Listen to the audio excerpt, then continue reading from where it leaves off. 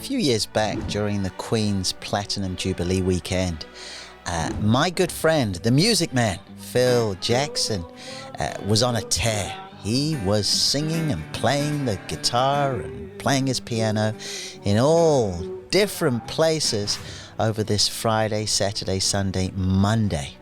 And so he would do something at lunchtime on a Friday, and then Friday afternoon he'll be somewhere else, and Friday night he'd be somewhere else.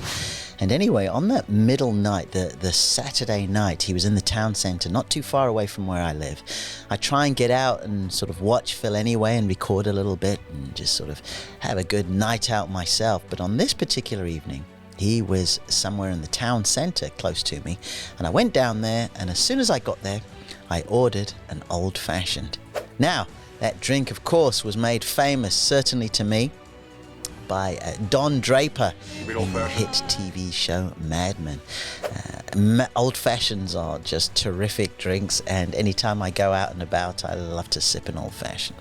So I go up to the bar, and the barman there says to me, rye or bourbon? And I was like, okay, right, he certainly knows what he's talking about. And I went for the bourbon, and he went ahead and he made me a terrific old-fashioned. And just like the drink itself, he was very unflashy, put it together. There was no Tom Cruise in Cocktail behind the back or what have you. He just did that, passed it on to me, and it was delicious. So I sat sipping my old-fashioned for a good hour or so. I like to take my time.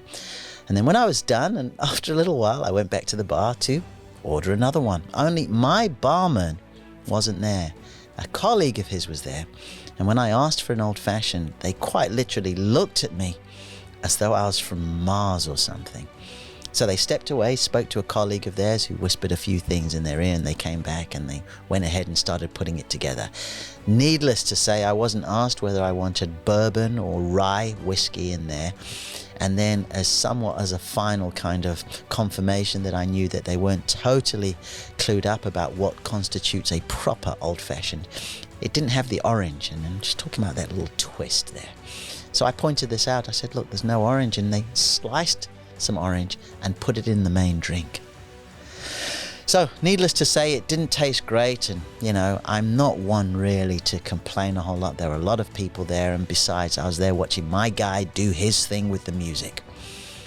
But it just taught me something, and it's something that I wanted to share to you as a new business owner.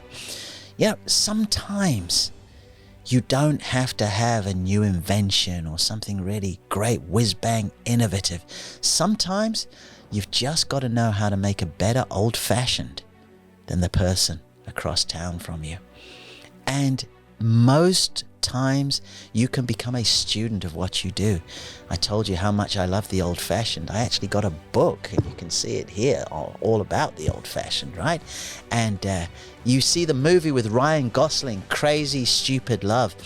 In about a minute, he shows how to make a proper old-fashioned. I mean, you can tell he went ahead and either spoke to a top barman, studied from a barman, practiced at home, probably all of the three.